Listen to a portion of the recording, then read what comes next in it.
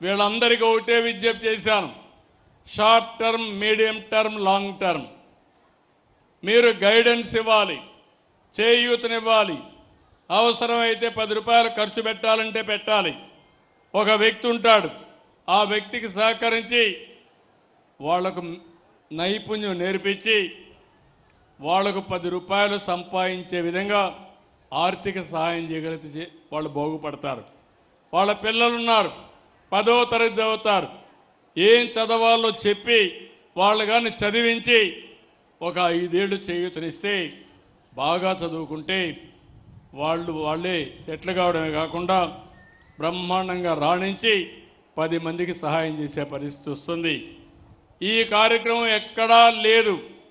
నేను ఒకటే ఆలోచిస్తున్నాను. ఎన్నికల కంటే ముందు మీకు ఒక మాట చెప్పాను. కష్టపడతా, అభివృద్ధి చేస్తా, సంపద సృష్టిస్తాం, ఆదాయాన్ని పెంచుతాం. వచ్చిన ఆదాయాన్ని మళ్లీ పేదవాళ్లకు సంక్షేమ కార్యక్రమాలు ఇచ్చి అభివృద్ధి కార్యక్రమాలు చేసి ఆర్థిక అసమానతలు తగ్గిస్తానని చాలా స్పష్టంగా మీ అందరికీ హామీ ఇచ్చాను. ఇప్పుడే కాదు, 30 ఏళ్లకు మునుపు ఎవరో ఆలోచించినప్పుడు నేను ఐటీ గురించి ఆలోచించా. హైటెక్ సిటీ కట్టా హైదరాబాద్లో. ఆ రోజు నేను కట్టిన హైటెక్ సిటీ, ఐటీ ఆలోచన ఒక ప్రభుత్వ విధానం. 25-30 సంవత్సరాల్లో అక్కడ పనిచేసే వాళ్ళందరూ ఈరోజు ప్రపంచమంతా వెళ్ళారు. మైక్రోసాఫ్ట్ కంపెనీ తీసుకొచ్చాను.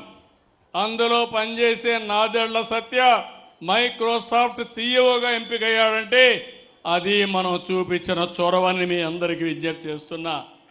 ఒక వ్యక్తి కాదు, కొన్ని లక్షల మంది ప్రపంచమంతా వెళ్ళారు. ఇక్కడి నుంచి వాళ్ళు చూస్తే నేను 25 ఏళ్లకు మునుపు సింగపూర్ పోతే ఒక్కరుండేవాళ్ళు కాదు.